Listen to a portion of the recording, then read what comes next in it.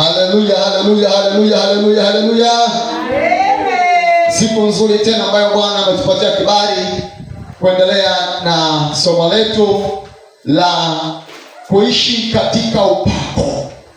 Jinsi ya kuishi katika upako. Jinsi ya kuishi katika upako.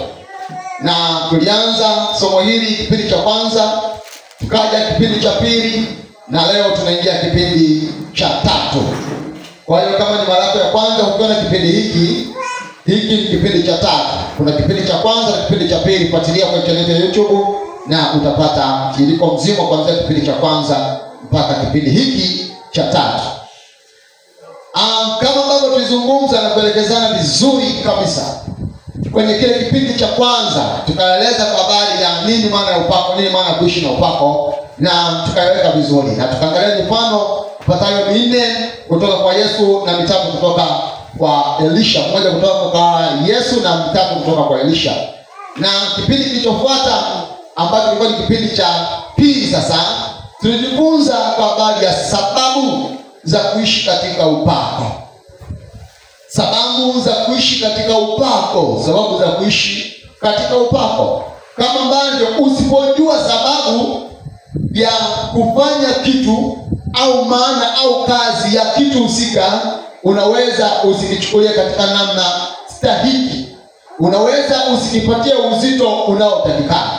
Lakini ukijua nini maana ya hicho kitu, utakipatia heshima, utakipatia nafasi na uzito ambao unaotakikana. Na tukazungumza kwa mambo mawili pale makubwa, ambayo sababu ya kwanza ni kuthibitisha Ukristo wako. Ukristo wako utakiwa wa maneno matupu, na badala yake utakiwa uwe wenye kuambatana na matendo dhahiri yanayodhihirika na sio maneno matupu. Lakini sababu ya pili tukasema, sababu ya pili katika kuishi na upako ni kutimiza kazi ambayo imekuleta hapa duniani. Wewe haujaja kuzurura, na badala yake umekuja kutimiza kazi fulani ambayo ni maalum sana, na mtu mwingine aliyewahi kuwepo, aliyepo na atakayekuwepo anayeweza kufanya kile ambacho wewe unatakiwa kufanya. Kwa hiyo kusudi wewe kutimiza hayo, ni lazima uishi katika upako ambao utakuwezesha kuweza kutimiza hayo ambayo yamekuweza kufanya hapa duniani. Lakini pia tukamalizia na mambo ya kufanya ili kusudi kuishi katika upako. Na tuzungumza kwa ufupi mambo matatu. Jambo la kwanza tukasema ni kuishi katika utakatifu. Jambo la pili tukasema ni kusoma neno na kulibadili kuwa hai na halisi kwako, yani kulimelikisha. Na sio kusoma Biblia kama gazeti alafu inakuwa imeisha. Na badala yake unaposoma neno, na lile neno linaingia ndani yako na linafanya kitu na linahuishwa na kuwa hai ndani yako, kama ambavyo tuliona kwamba ile Mathayo 4 inasema mtu hataishi kwa ugali tu. Sawa? Mtu hataishi kwa ugali tu. Ile usitafute ugali, kwa sababu kichoko pale mkate kinamaanisha ugali ambao mara nyingi tunapata kutumia na ubwabwa, na badala yake ataishi kwa itokalo wapi? Na hilo ndio tuzungumza vizuri hapo. Jambo la tatu tukaona ni kuomba katika roho. Kuomba katika roho pia ni namna ya kufanya ili kuishi katika upako. Kwa hiyo hayo mambo tuliyazungumza kwa namna hiyo, na tunapoendelea huko mbele tutayapanua zaidi ili kusudi kuona jinsi ya kufanya. Kuna kitu cha kufanya na kuna jinsi ya kufanya. Kwa hiyo usikose vipindi vinavyoendelea ili kusudi ujue jinsi ya kufanya huko ambapo tutakuletea matokeo halisi. Bwana Yesu asifiwe. Haleluya, haleluya. Lakini tuliangalia kwa mfano kwa jinsi ambavyo Yesu aliishi katika upako, na maisha yake yalivyokuwa yaliyomtengenezea mazingira na namna ya kuishi katika upako, iliyopelekea madhihirisho mengi ya kila wakati na mahali alipofika na kufanya huduma, mambo yalionekana wazi na dhahiri sana. Tulijifunza kuona Yesu alikuwa ni mtu wa maombi kweli kweli. Alikuwa anaingia kwenye huduma, kutoka kwenye huduma, anaingia kwenye maombi, kwenye maombi, kwenye huduma, kwenye huduma, kwenye maombi, na hayo ndio yalikuwa maisha yake. Kwa hiyo sisi pia tunataka kujifunza hapo kama tunataka kutembea katika nini? Ewa. Sasa leo wacha tuingie kipengele kingine. Leo tuangalie kipengele kingine ambacho kitatusogeza mahali fulani ambapo ni bora zaidi, ni bora kuliko. Okay. Kipengele tunachoangalia leo ni aina za upako. Aina za nini? Aina za upako. Aina za upako. Aina za upako. Ndicho tunachojifunza siku ya leo. Aina za upako. Aina za upako. Kama tunavyofahamu, kuna aina nyingi za vyakula, si ndio? Na vyakula unaweza kuvigawanya kutokana na namna unavyotaka kuvigawanya. Unaweza kuvigawanya vyakula kutokana na kile kilichobebwa kwenye chakula. Kwa mfano, kuna kundi la vyakula vya protini, sawa? Kuna kundi la vyakula vya carbohydrate. Kuna kundi la vyakula vya fat, sawa? Lakini vyote hivyo ni vyakula, lakini vimebeba vitu tofauti, na vyote vinaingia ndani ya mwili na vinafanya kazi ya kujenga na kuimarisha huo mwili. Na ndivyo inavyokuwa katika masuala mazima ya upako. Upako unafanya kazi kama ambazo tulizungumza, lakini kuna aina tofauti za upako. Kuna aina tofauti za upako. Sasa katika aina tofauti za upako ni zipi? Usiwe na wasiwasi. Tulia katika mkao wa kupokea na zinakuja. Sasa kabla hatujaziona hizo aina zenyewe za upako, tuangalie kwanza vyanzo vya hizo aina za upako. Tuko pamoja mpaka hapo? Vyanzo vya aina hizo za upako. Ili kusudi tunapokuja kuangalia hizo aina za upako, tujue zinatokea mahali gani. Sasa aina za upako zina vyanzo vyake. Na katika vyanzo vyake vimegawanyika katika makundi makuu mangapi? Makundi makuu matatu. Makundi makuu matatu. Hivi vyanzo vya upako vimegawanyika katika makundi makuu matatu. Katika makundi makuu matatu. Sasa katika kundi la kwanza ambapo upako unapotokea, katika mahali pa kwanza ambapo huu upako unapotokea ni apendavyo Roho Mtakatifu. Chanzo kimojawapo cha upako ambao tunauhitaji katika kudhihirisha Ukristo wetu, ambao tunauhitaji katika kutimiza yale ambayo Mungu alituwekea kuyafanya, ni apendavyo Roho Mtakatifu. Bwana Yesu asifiwe. Amen. Bwana Yesu asifiwe sana. Amen. Ni jinsi apendavyo Roho Mtakatifu. Sasa hii apendavyo Roho Mtakatifu inakuwa ni kama vile ambavyo ukimwona bracelet, kisa bracelet hapa, kuna maana mfahamu bracelet? Bracelet. Imepatia? Bracelet. Si nasema bracelet. Sasa bracing hiyo ya kweli, sasa bracelet. Haleluya. Sasa unapomwona base alivyovaa, aliyeamua ambaye namna ile ni mzazi wake au dada yake au yoyote ambaye anaweza kumfanyia maamuzi, si ndio? Kuanzia kumnunulia, kuanzia kumchagulia na vitu vingine vyote. Kwa hiyo the way unapomwona blessed amevaa ni matokeo ya mtu ambaye anamwamulia kuvaa vile ambavyo unavyomuona. Sasa na ndivyo inapokuwa katika masuala mazima ya upako. Katika aina ya upako ambao unaweza ukatembea nao, moja ya sababu au chanzo cha kutembea cha kuwa na aina hiyo ya upako ni apendavyo nani? Apendavyo Roho Mtakatifu. Apendavyo Roho Mtakatifu. Kwa hiyo kuna namna ambapo unaweza kumuona mtu fulani anatembea katika aina fulani ya upako na wewe ukaitamani. Ni sawa, lakini kama Roho Mtakatifu hajaipenda iwe hivyo kwako, haitakuwa.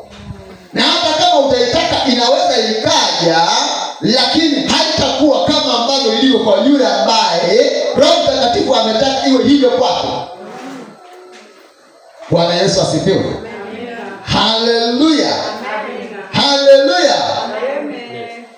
Sasa ukisoma kwenye kitabu cha Wakorintho wa kwanza hii, Wakorintho wa kwanza sura ya 12. Wakorintho wa kwanza sura ya 12 mstari wa 4 mpaka wa 8. Wakorintho wa kwanza sura ile ya 12. Wakorintho wa kwanza sura ile ya 12. Ule mstari wa 4 mpaka mstari wa 8. Maandiko yanasemaje?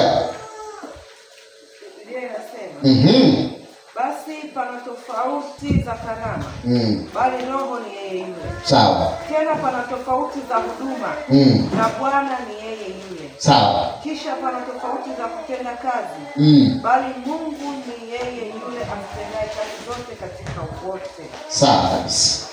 Lakini kila mmoja hupewa ufunuo wa Roho kwa kufaidiana.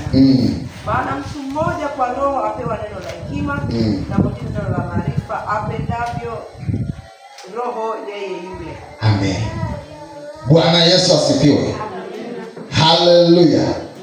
Sasa hapa maandiko yanatuelekeza kwa habari ya utofauti wa vitu kadhaa ambavyo nyuma yake vinasukumwa na nini? Vinasukumwa na kuendeshwa na upako. Mstari unasema kuna utofauti wa huduma. Kuna utofauti wa nini? Kuna utofauti wa huduma. Lakini huo utofauti wa huduma anayefanya huo utofauti kwa Ngosha uwe wa namna fulani, kwa Kennedy uwe wa namna fulani nyingine, kwa Mbadebola uwe wa nyingine tena, kwa Kamanda Eva pale uwe wa tofauti tena. Yote haya anayefanya nani? Ni Roho Mtakatifu, kama apendavyo yeye mwenyewe. Lakini tena hapo mstari wa 6 anasema kisha pana tofauti za kutenda kazi.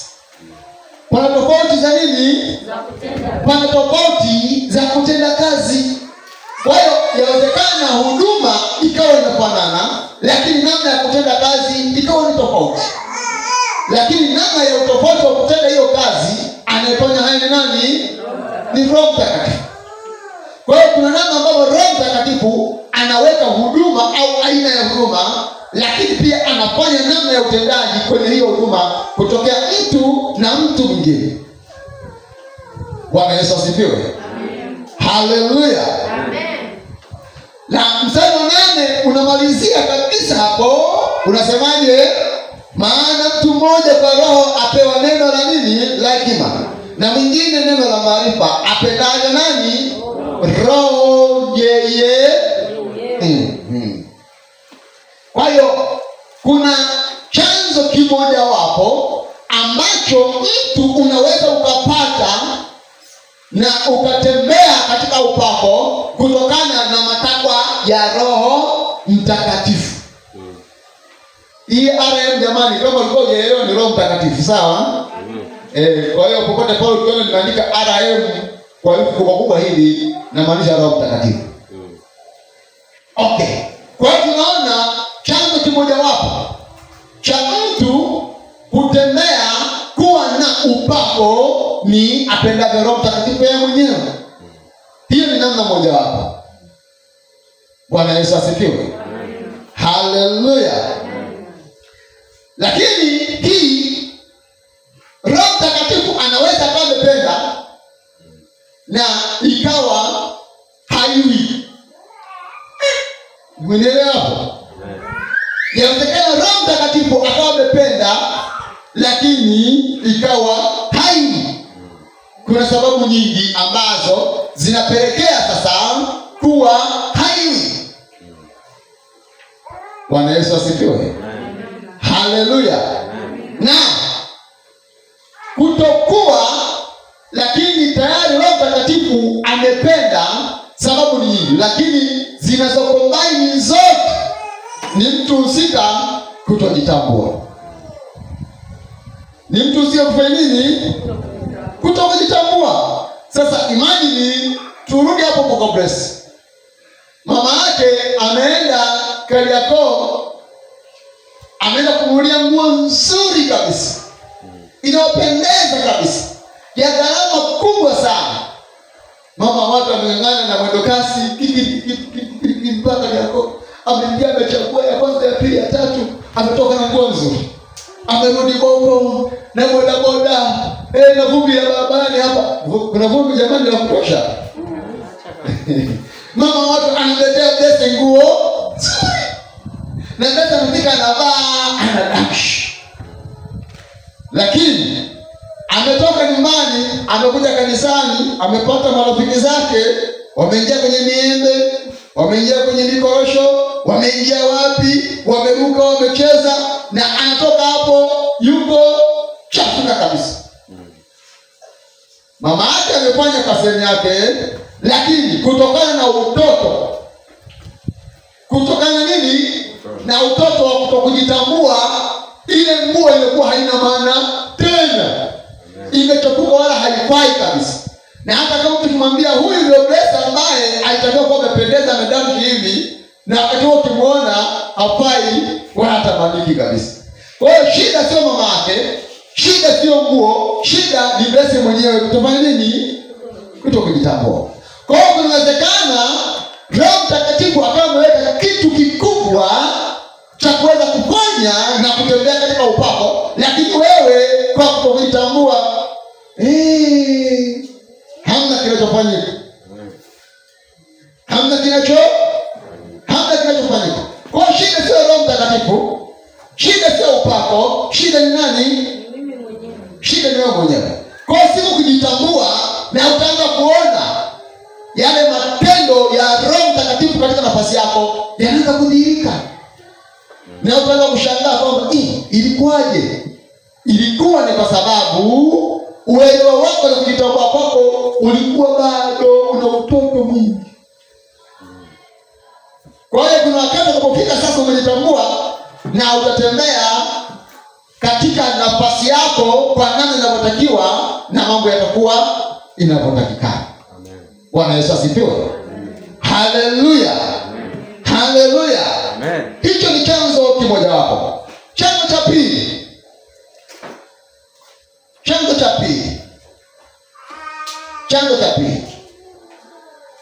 Na kama uko mbali inawezekana huoni vizuri, unaweza kusogea tu viti vya karibu ukaona vizuri. Chanzo cha pili katika hizi aina za upako. Chanzo cha pili katika kutembea au kupokea aina fulani ya upako ni kuiomba. Kufanya nini? Kuiomba. Sasa, na unaweza ukaiomba kama unaijua. Tunaelewa vizuri? Unaweza ukaiomba kama unaijua, hata kama haujui deep sana, hujui sana katika mapana, lakini kuna namna fulani una idea.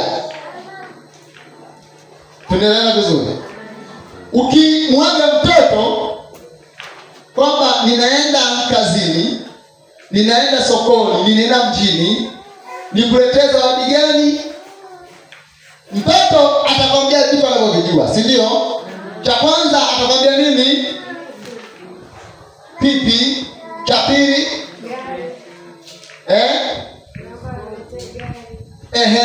kuna gari, lakini gari za kuchezea sio za kuendesha, si ndio?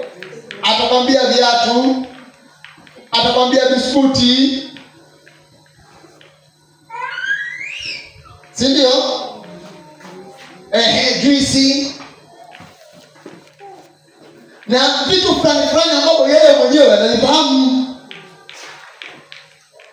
Lakini mtoto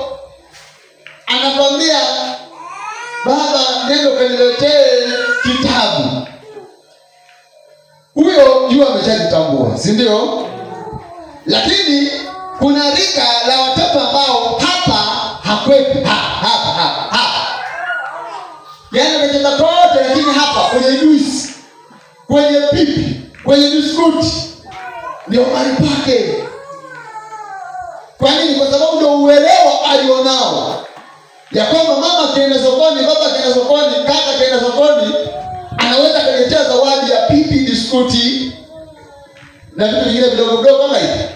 Lakini kwa mtoto ambaye amekuwa, kwa mfano kama Leto pale, mama yake anatoka anamwambia mama, hebu niletee biskuti.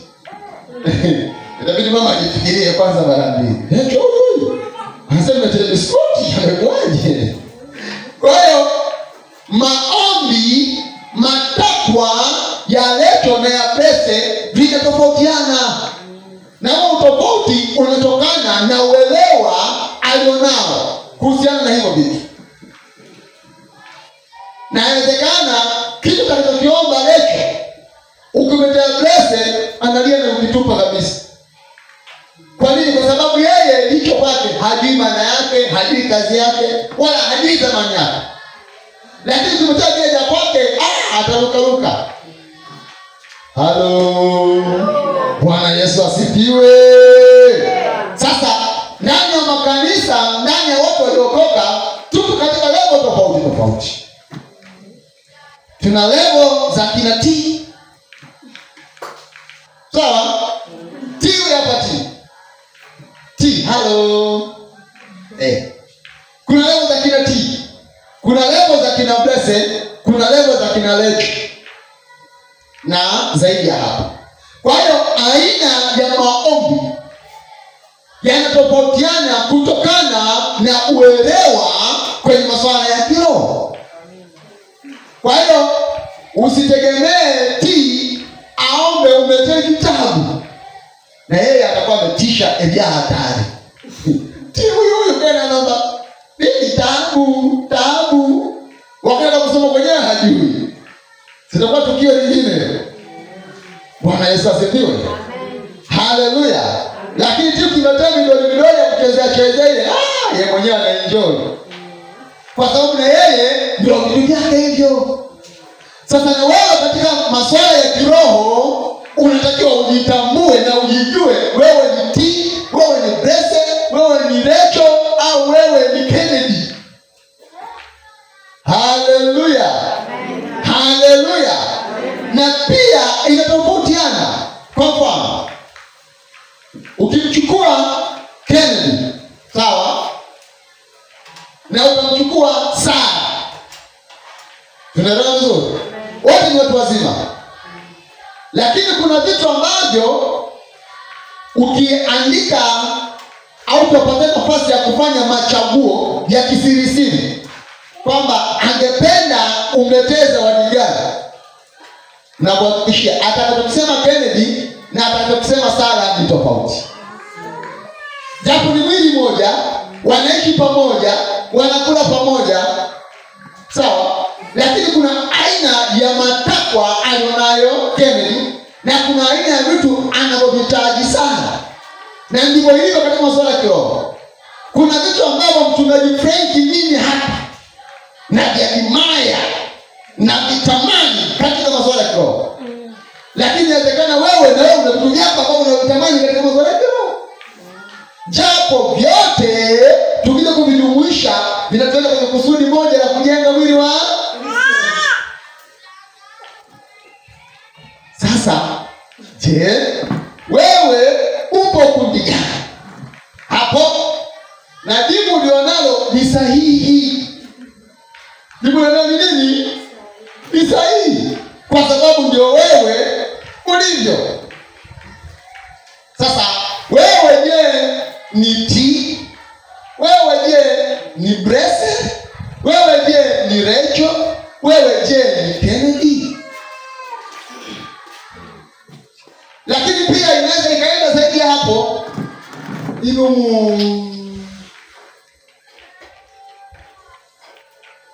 Je, wewe ni mzee urasa?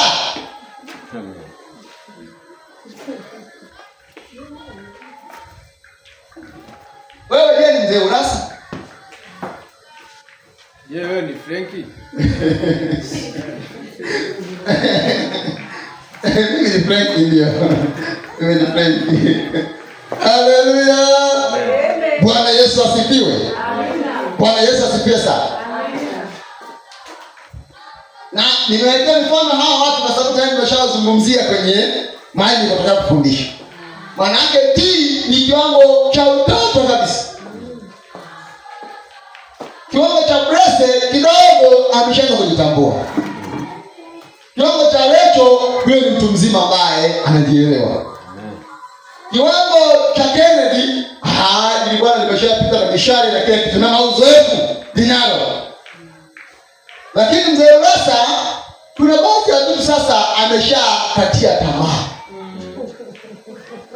Leo hii mzee Urasa ukiongea naye, mzee nina 500,000 hapa mzee, unataka nikuletee zawadi gani? Kuna vitu ambavyo ungemuuliza swali hilo wakati akiwa na umri wa Kennedy asingekupa hilo jibu. Lakini kwa tayari kuna mahali tayari ameshafika, kuna vingine ameshapotezea. Kwamba huko sasa mimi basi tena huko. Mimi huko basi tena. Yeye furaha yake anataka kae na wajukuu, acheze na wajukuu, enjoy, si ndio? Yaani ndio raha yake. Lakini hii Kennedy mpelekea wajukuu, kwanza yuko busy. Yuko busy na mpunga, yuko busy na wapi na nini. Ndio kukaa na wajukuu kucheza nao sana. Haleluya.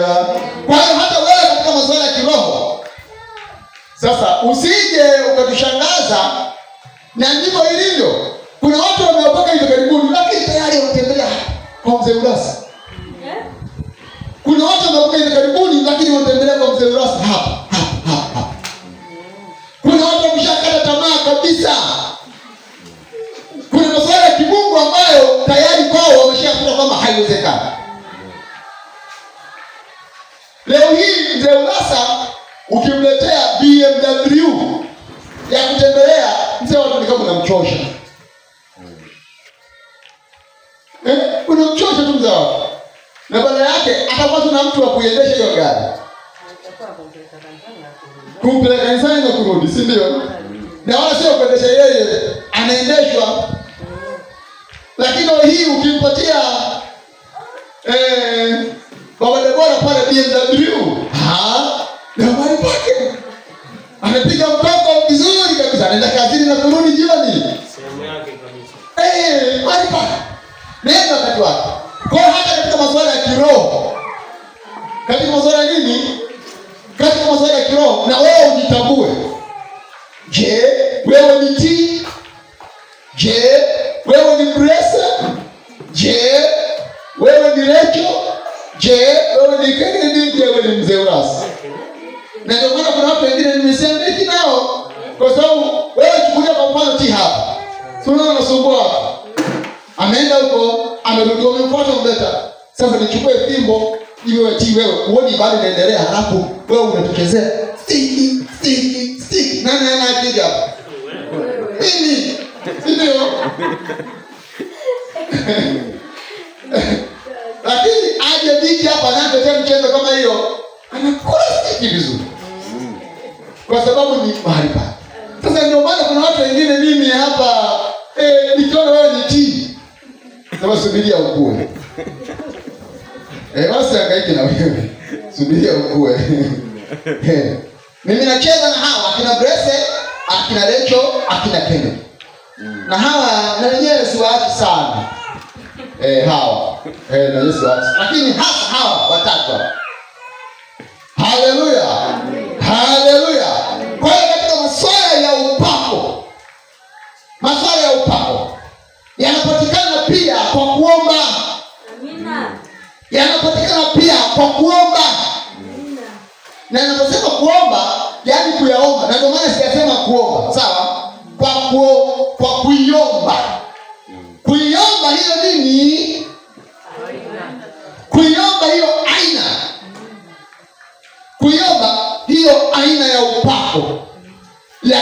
utaiomba hiyo aina ya upako kutokana na uelewa wako, na ukiomba inakuja na inakuwa.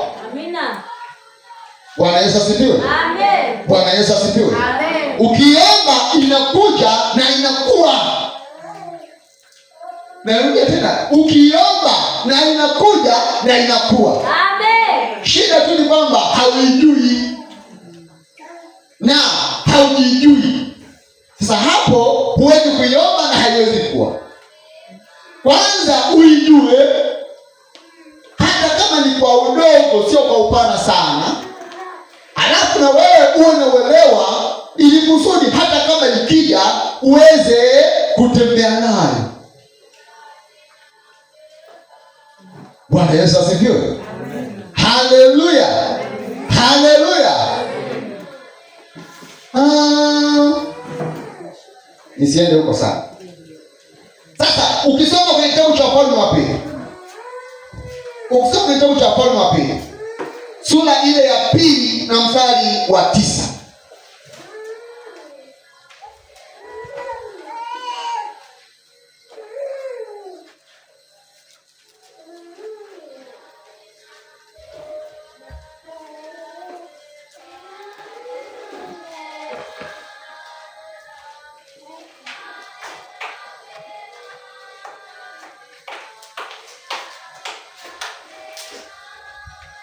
tumefika hapo. Wafalme wa Pili sura ya 2 mstari wa 9. Hapa ni mahali ambapo tunaona kamanda wa Mungu Elisha akiwa na baba yake wa kiroho Elia. Elisha kuna kitu alikiona kwa Elia, na baada ya kukiona akajua maana yake, akajua thamani yake, akakifahamu vizuri, na ikafika mahali na yeye akakihitaji hicho kitu. Na alipokihitaji hakukaa tu kwamba baba naye sajiongeze. Kama cha kujiongeza, wewe kwanza uonyeshe nia unakitaka.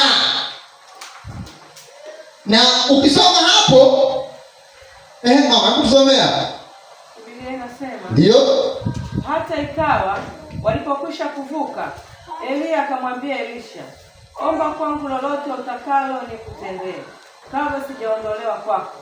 Elisha akasema, na kuomba sehemu maradufu ya roho yako na iwe juu yangu. Elia wakati anahitaji kuondoka,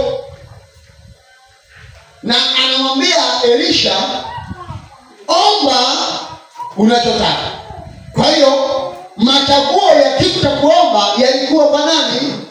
Kwa Elisha mwenyewe, lakini aliomba kutokana na uelewa aliokuwa nao, kutokana na uhitaji aliokuwa nao, na hakuomba kitu kama hiki cha tii.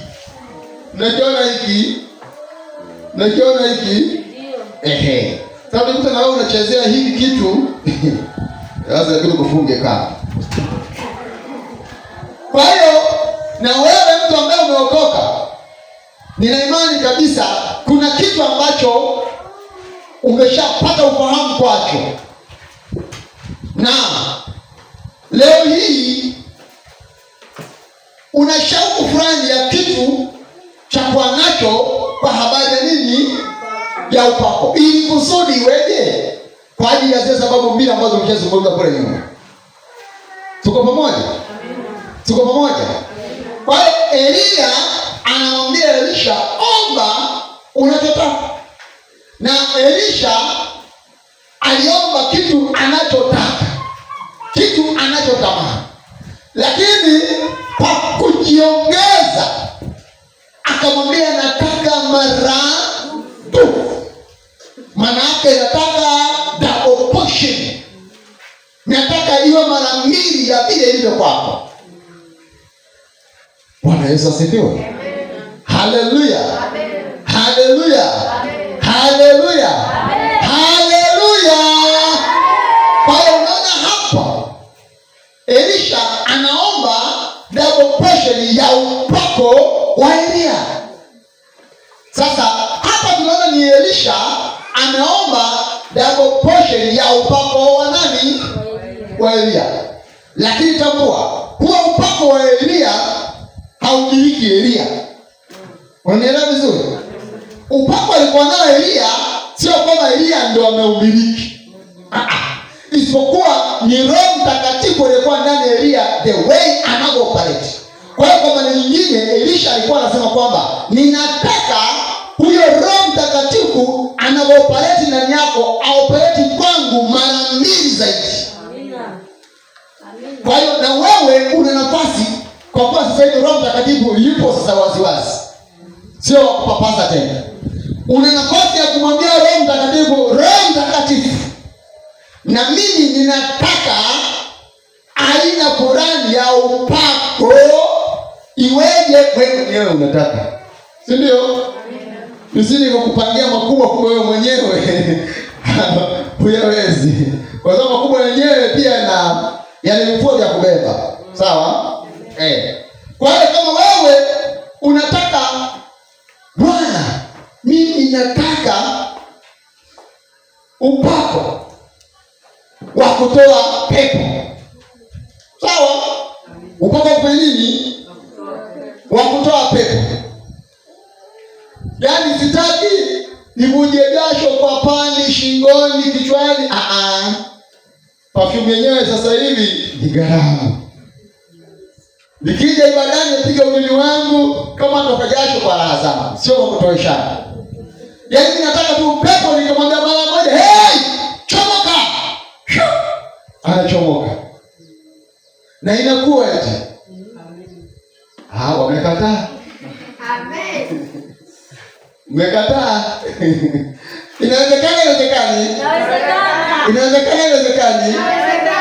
Naamini hamwamini? Naamini. Naamini hamwamini? Naamini. Sasa jiandae kwa kazi ya kufanya ili kusudi iwe. Amen. Sawa? Amen. Haito.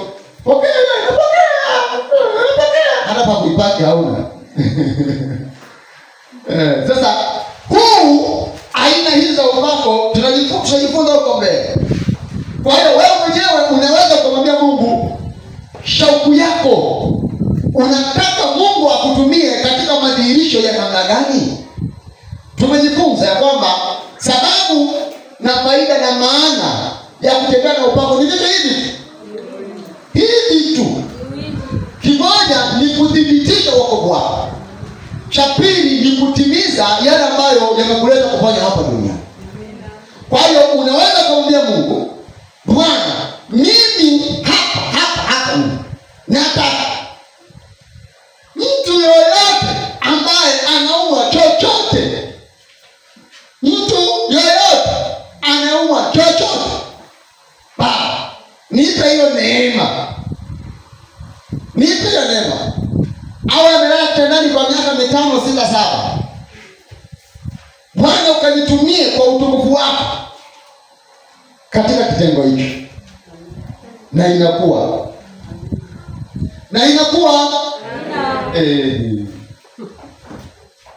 Sawa. Kwa hiyo wewe unaomba au unataka kitu gani? Una nafasi ya kukiomba. Kama ambavyo Elisha alikiomba. Lakini Elisha alikiomba ni jambo moja. Lakini kukipata alifanya shughuli. Haikuja bwele. Kwa hiyo inawezekana kuna namna fulani ya kutembea katika matendo makuu ya Mungu, lakini hauko tayari kulipa gharama. Elia aliomba double portion, na Elisha aliomba double portion. Elia alimwambia, umeomba kitu? Sawa? Lakini hebu soma hapo mstari wa 10. Mstari wa 10 nasema, akasema, umeomba neno gumu. Kwa hiyo mimi nakwambia kwamba unaweza ukaomba upako kwenye kutoesha mapepo. Usitumie nguvu nyingi. Lakini kabla ya kutumia nguvu nyingi, kuna mahali utakotumia nguvu nyingi kuliko.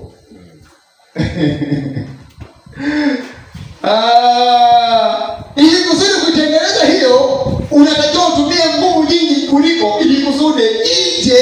hiyo ya kutokutumia nguvu nyingi. Tunaelewana vizuri? Elia anamwambia unaomba kitu kigumu. Kwa hiyo na mimi naomba nisikutie moyo. Nikwambie tu ukweli. Haya tunafundishana yanawezekana. Lakini hayapatikani bwerere. Hayapatikani kirahisi. Kuna kazi ya kufanya. Hapa Elia anamwambia ila wewe ukibahatika kufanya nini? Ukiniona nitakapoondolewa kwako utalipata. Leo kuniona hutalipata. Tunaelewana vizuri? Ukiniona ninapoondolewa hiyo double portion utaipata. Na msiponiona hautaipata ngo. Hiyo ngo mimi nimeongeza usitaka Biblia. Sasa na wewe Mungu utakapomwambia ya kwamba anahitaji kitu fulani na atakupatia kazi ya kufanya. Sasa kitu cha kufanya ili kusudi iwe inategemea na yeye mwenyewe atakupatia kitu gani. Mungu anisikilize vizuri.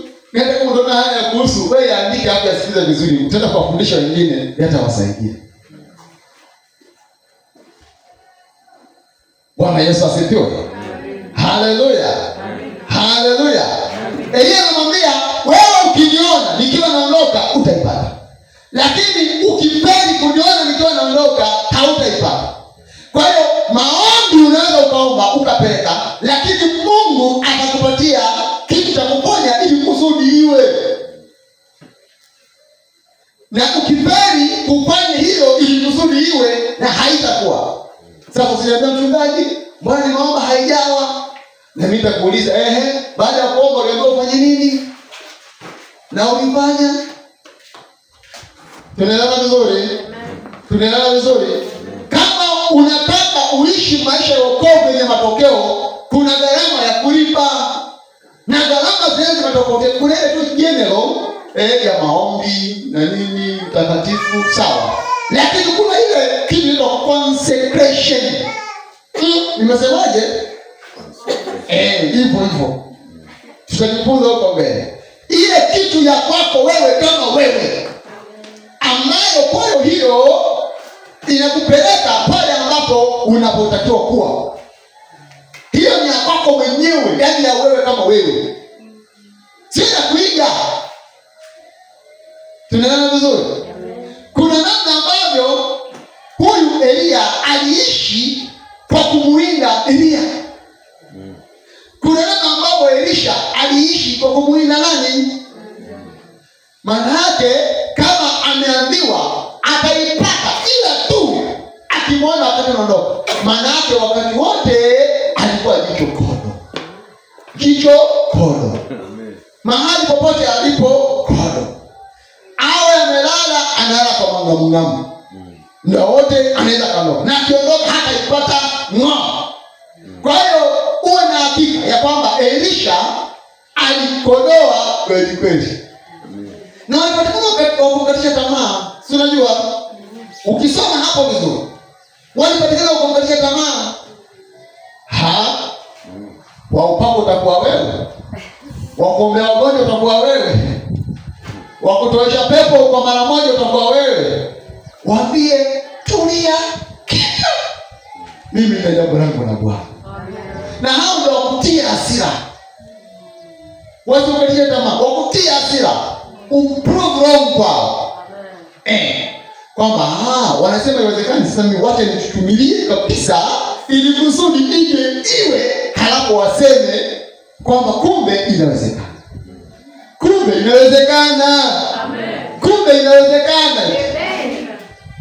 Sawa. Kwa hiyo namna ya pili ni kwa kuiomba. Namna ya pili. Wangapi wako tayari kuiomba? Sawa, kuiomba sana. Kuiomba. Yesu moyo. Haleluya. Bwana Yesu asifiwe. Kama unataka injili yako iwe na matokeo lazima iambatane na kachumbari. Sawa? Na hiyo kachumbari inapatikana kwa gharama. nyanya, kitunguu, chumvi, limao. Inategemea unatakaje, kama mayonnaise. Sasa tunataka ile ya kwetu. Ukitaka kuboresha zaidi inaenda extra. Mayonnaise mnaijua nini? Mayonnaise mnaijua, mimi nimesikilizia mayonnaise. Kwa hiyo unaona hata kwenye kachumbari yenyewe kuna namna maandalizi. Ukitaka kachumbari iliyotengenezwa na mchungaji Frank ni kachumbari sawa, lakini iliyotengenezwa na mchungaji na yeye kachumbari lakini ni tofauti. Na gharama zake zinatofautiana. Kwa hiyo hata wewe kwa hiyo unachotaka kinawezekana, lakini tukubaliane kuna gharama. Na hii ya kuomba ina kigezo kifuatacho.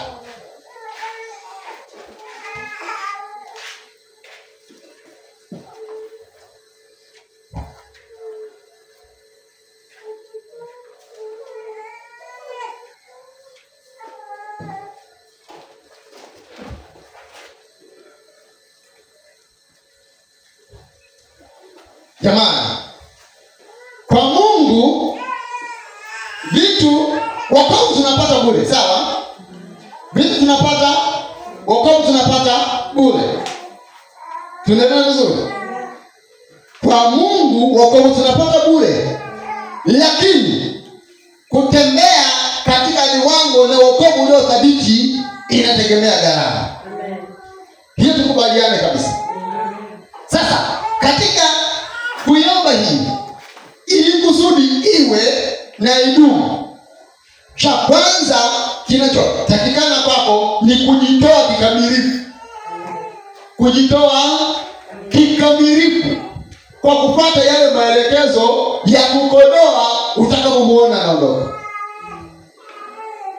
Tunaelewana vizuri?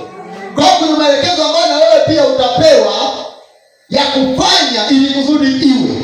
Na hayo maelekezo yanaweza kawa ya muda mfupi au yanaweza kawa ni lifestyle yako. Tuko pamoja jamani? Tuko pamoja jamani? Unaweza kupewa maelekezo ya kuishi hivyo maisha yako yote. Unaweza ukaambiwa usioe wala usiolewe. Sawa? Kama unataka utembee kwenye viwango fulani, Mungu anakuambia kama uko tayari kuoa, kuoa au kutokuolewa itakuwa. Au unaweza ukaambiwa maisha yako yote mfungo, maisha yako yote. Mfungo wa namna gani? Mungu mwenyewe atakwambia. Tunasoma kwa habari ya Yohana Mbatizaji. Maisha yake ilikuwa ni aina fulani ya mfungo. Mfungo wa namna gani? Kula asali na nini? Kwa hiyo kwa maisha hayo, habari za pizza, habari za baga, habari za kuku na mialiko fulani fulani wewe haikuhusu. Tarehe 14 mwezi wa 3 wewe hiyo inakuwa haikuhusu. Tufanye yetu. Kama unataka hiyo. Sasa unakuta mpendo mwingine kama ana mfungo wa wiki tu. Halafu kwa bahati mbaya imedondokea tarehe 14. Anasema bwana hii hapa. Hii mimi nairukisha. Kama unaambiwa kwa wiki na imedondokea tarehe 14, baba, mama, koma. Hilo kupita. Iko siku moja tulikuwa na mfunga fulani mwenye kitoto mwombe alitangazia. Alafu sasa huo mwaliko ukaangukia kwenye shughuli fulani. Ilikuwa shughuli fulani maalum hivi. Misotoji fulani ni amazing. Nikaita mwenyekiti hapa sasa mwenyekiti mwenyekotosha vitu hapa. Haleluya. Lakini yeye kwa sababu nani kwa baraka za Roho Mtakatifu, si ndio?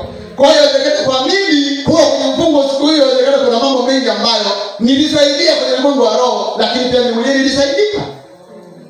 Tunaelewana vizuri? Haleluya. Haleluya. Kwa hiyo kuna namna ambapo utapewa maelekezo maalum aidha ya muda fulani au ya maisha yako yote. ishi hivyo. Kama unataka kutembea kwenye upako, vigezo na masharti. Kama hutaki, kaa, tulia. Sawa? Kaa ufanye nini? Tulia. Kama unataka viwango, tafuta cha kufanya ili kusudi iwe kutokana na maelekezo maalum utakayopewa. Na unaweza kupewa assignment fulani kwamba fanya kitu hiki mpaka atakapokuambia. Sawa? Sawa. Kuna wakati nilipewa assignment fulani.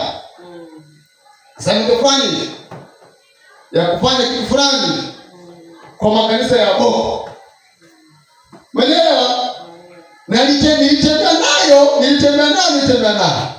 Na baada ya kutoka hapo, nikasikia niko upande wa pili.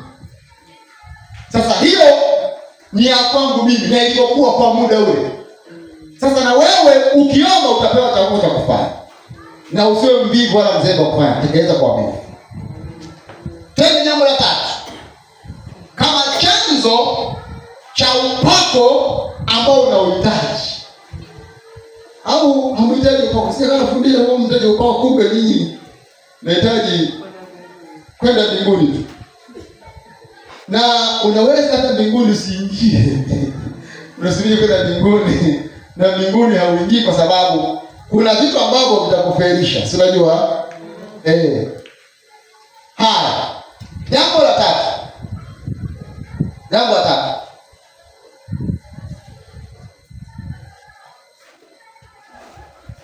tatu ambayo unaweza ukapata upako ni kwa kuombewa. Kwa kuombewa.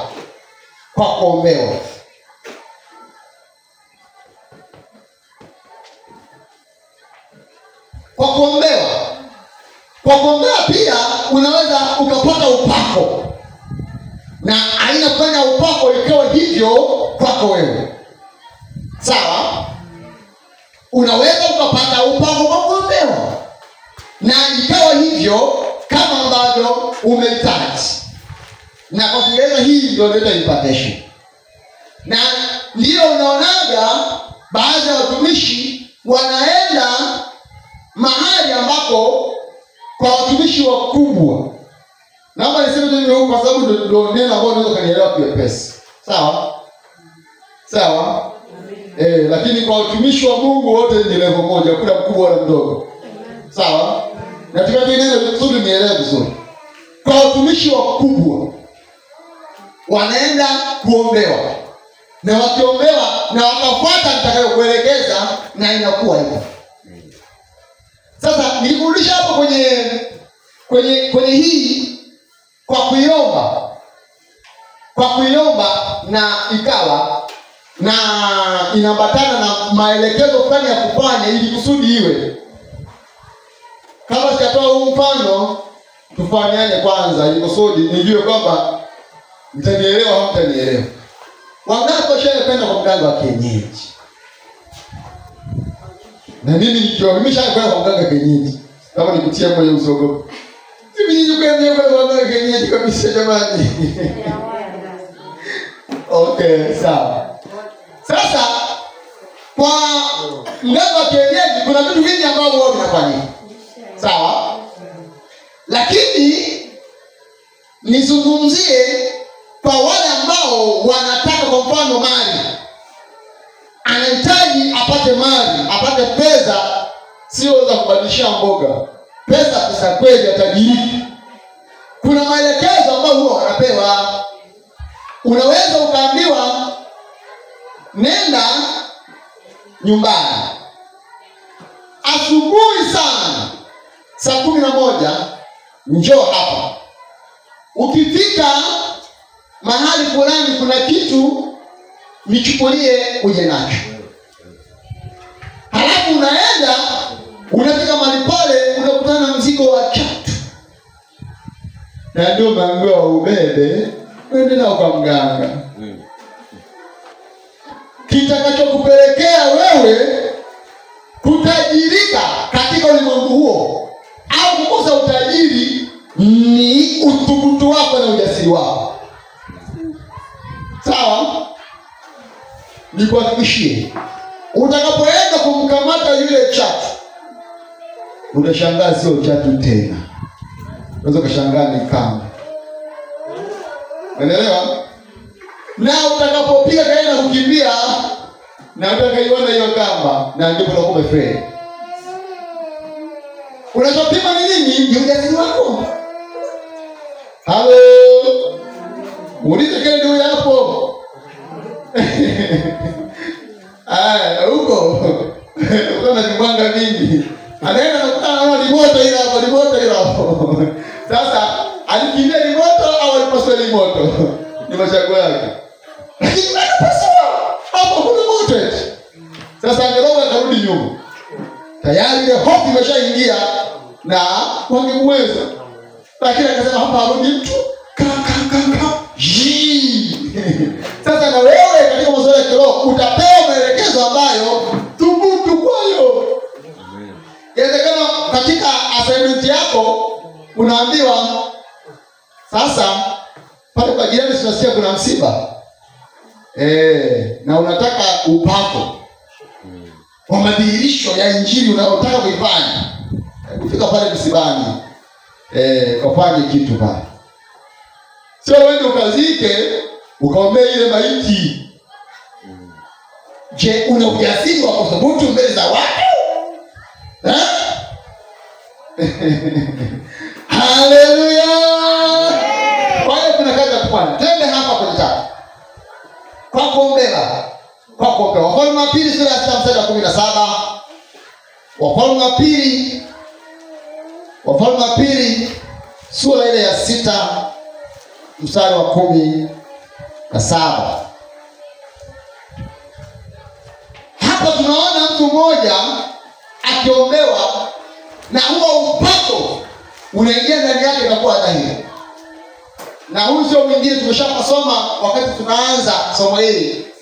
Alikuwa ni Gehazi na nani? Na Elisha.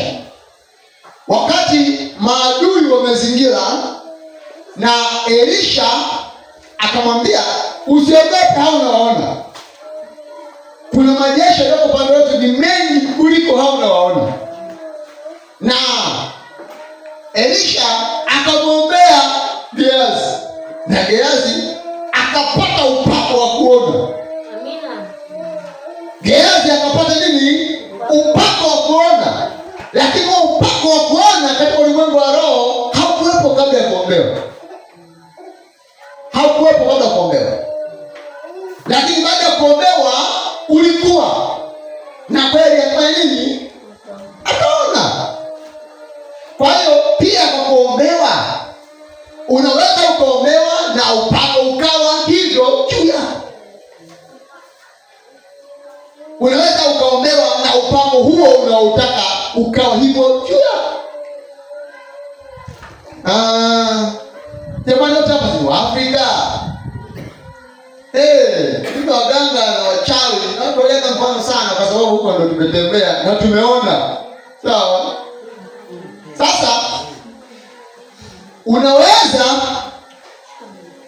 wangapi wanafahamu ile dawa ya kuona? Hata kusikia. Kusikia? Kuna dawa ambayo ukitaka kuona vitu vinavyoendelea katika ulimwengu wa giza, kuna dawa unapaka machoni. Sawa? Lakini kabla ya kupakwa, kwanza wapige ujasiri wako. Wanaweza kukupaka hapo katoka nuki. Kwa sababu nakwambia na huko. Ni vitu vya hatari. Kwa hiyo kuna dawa ambayo unaweza kupakwa na ukaona kabisa. Ukaona kabisa ulimwengu wa roho wa giza vitu vinavyoendelea. Watu wako busy wana habari zao zingine kabisa. Bwana Yesu asifiwe. Sasa na ndivyo hivyo unaweza ukapakwa Roho Mtakatifu na ukaona katika ulimwengu wa roho wa nuru, lakini sio wa giza tena. Kwa hiyo inawezekana pia kwa kuombewa na upako ukawa juu yako. Sasa vigezo na masharti vya upako wa kuombewa. Tuko pamoja? Upako huu wa kuombewa unakuwa ni kama betri ya kuchaji. Sawa? Unakuwa ni kama nini? Betri ya kuchaji.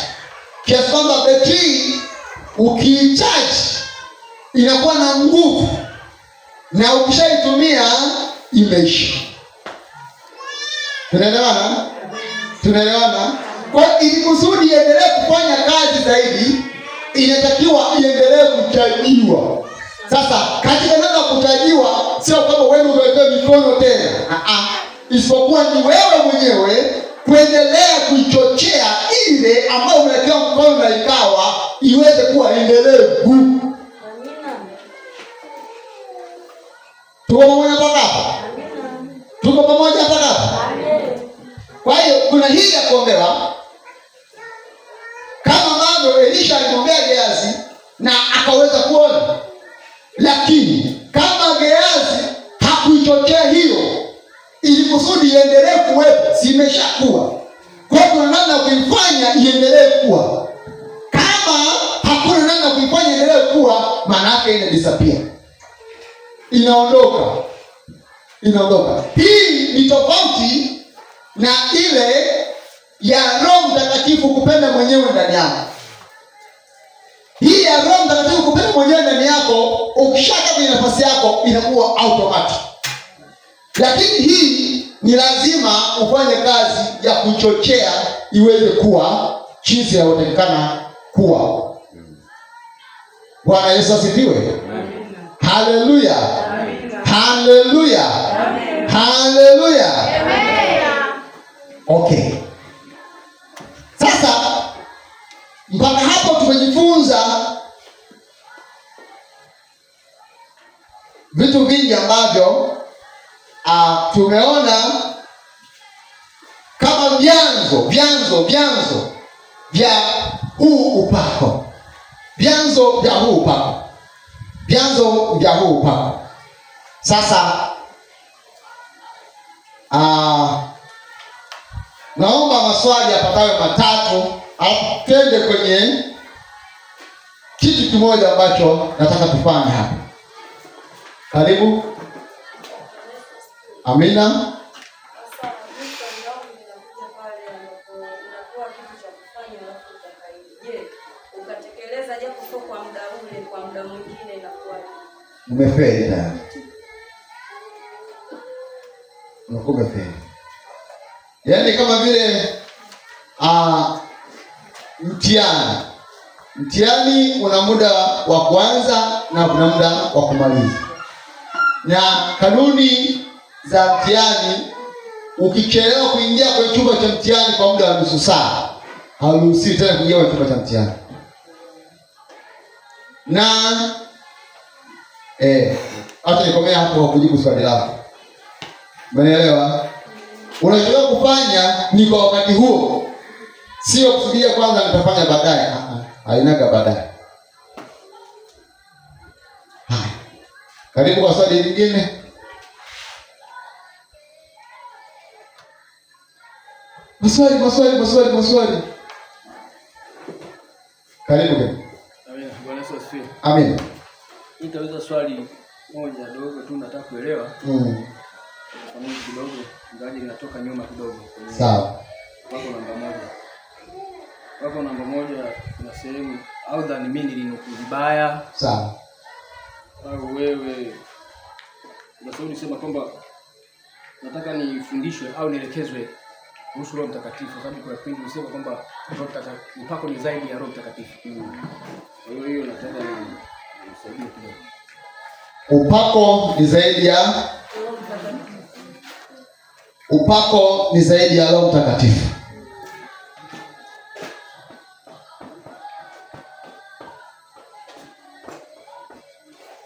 Sawa?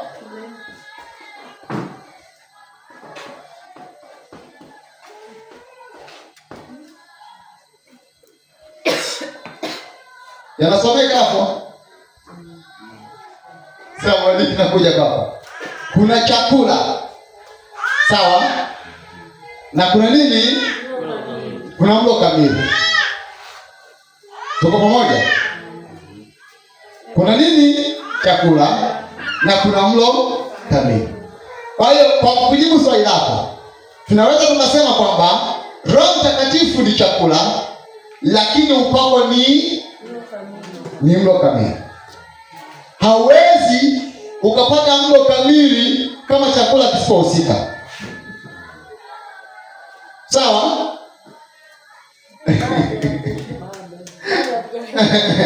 Sawa. Wangapi wanajua nini maana ya mlo kamili? Haya, ngoja tusaidie kwa ufupi, maana majibu yako. Mlo kamili ni kupitia kusoma neno.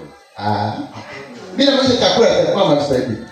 Chakula cha kiroho si. Nazungumzia chakula kama chakula kabisa hizi. Ugali, wali, tembele, nyanya chungu, bamia, hivyo. Mlo kamili ni kupata kile chakula chenye makundi yote matano ya chakula. Sawa.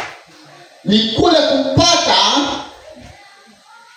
chakula katika uwiano unaotakikana kwa makundi tofauti ya chakula. Sawa? Lakini ndani ya huo mlo kamili kilichohusika ni nini? Ni chakula. Kwenye upako ni system, ni mfumo wa maisha ambayo ndani ya huo mfumo wa maisha anayecontrol ni nani? Ni Roho Mtakatifu.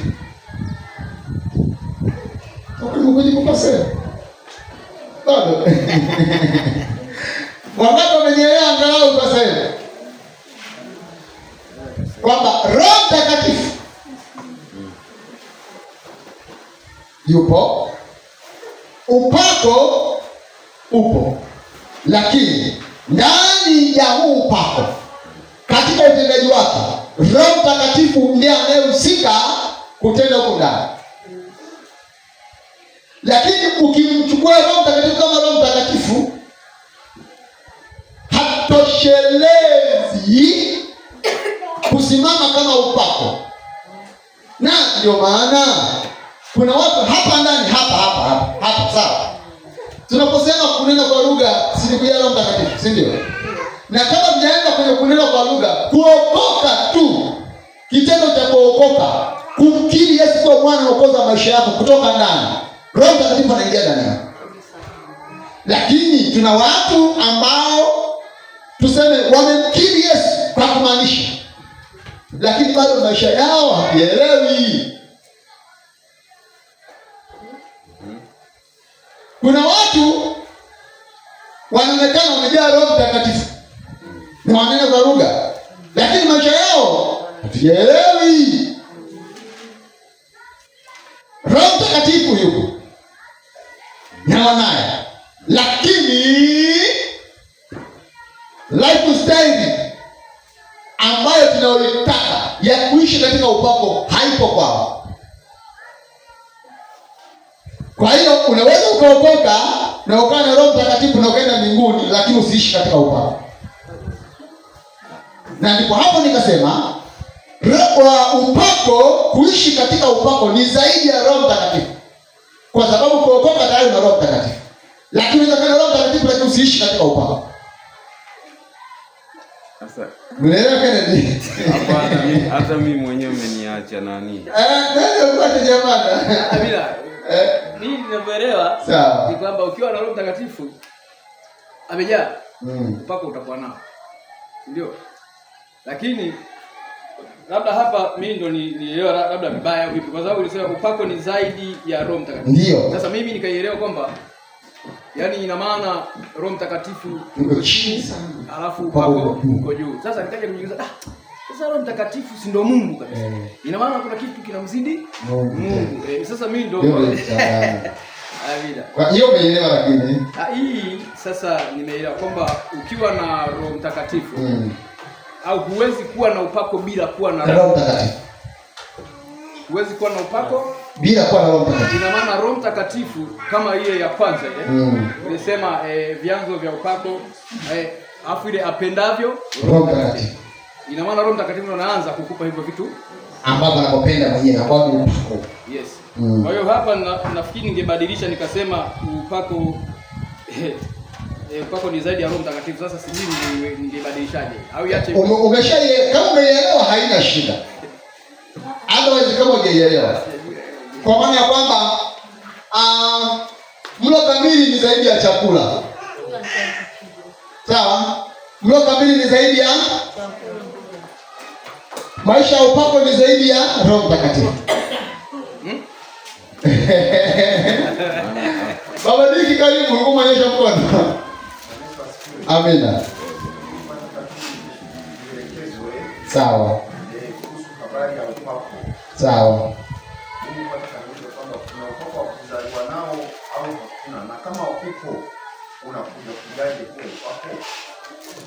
Okay.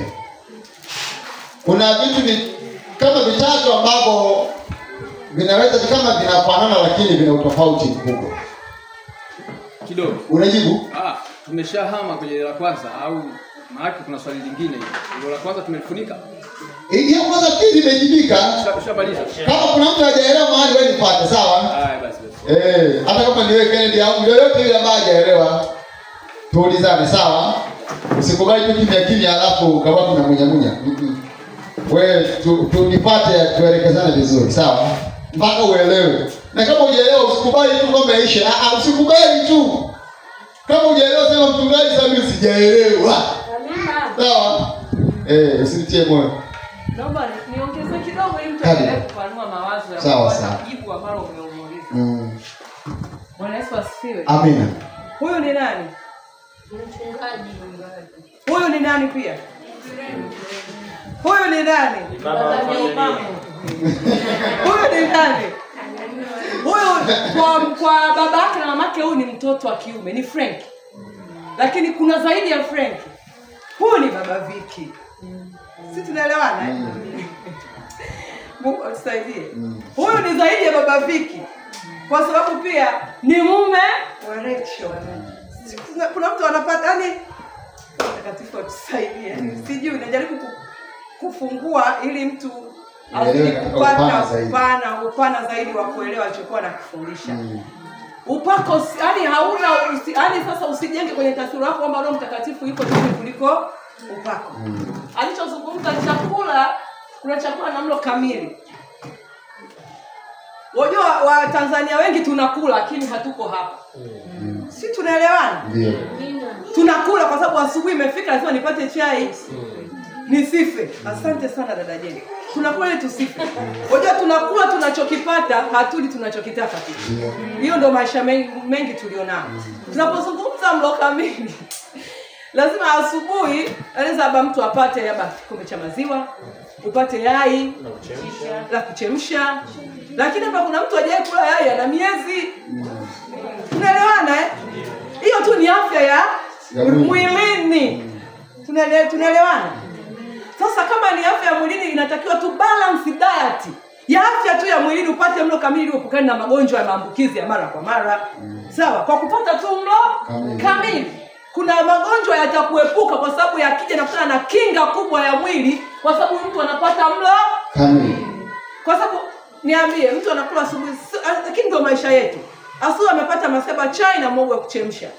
Mchana amepata ugali na tembele. Kuna vitu vimemisi ndani ya mwili kikawaida kabisa.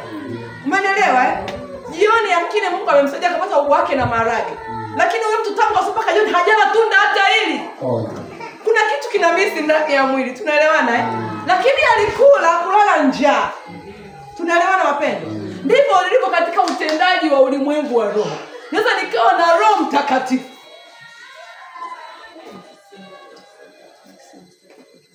Sawa? Naweza nikawa na Roho Mtakatifu. Ili iende extra mile kuwa na Roho Mtakatifu kwangu. Tunaelewana? Asibaki tu kama Roho Mtakatifu. Ili katika utendaji ule wa upako sasa uzirike katika ukamili wake. Ndio hiko chochote nafundisha mchungaji hapa sasa. Kuna vitu vya kuongezea, kuna mayai, kuna samaki. Sawa Kuna aina za yale vyakula vina makundi, kuna aina za kunde, kuna mafuta. Ujue vyakula vya mafuta ni vipi? Sawa Tunaelewana? Ujue vyakula vya mboga, vya matunda ili iwe balance. Vikiwa balance, Roho Mtakatifu anachokiongea mchungaji, utaishi hapa. Amina. Mungu atusaidie. Amen. Nafikiri imeeleweka, si ndio? Kama hujaelewa lakini wewe usisite kunitafuta. Wewe nitafuta. Mimi nipo. Namba yangu ni ile rest ya badilisha. Kama hauna ichukue kwa yoyote. Kuna mtu anapouliza swali? Baba Diki, wewe samani hebu nirudie. Sawa.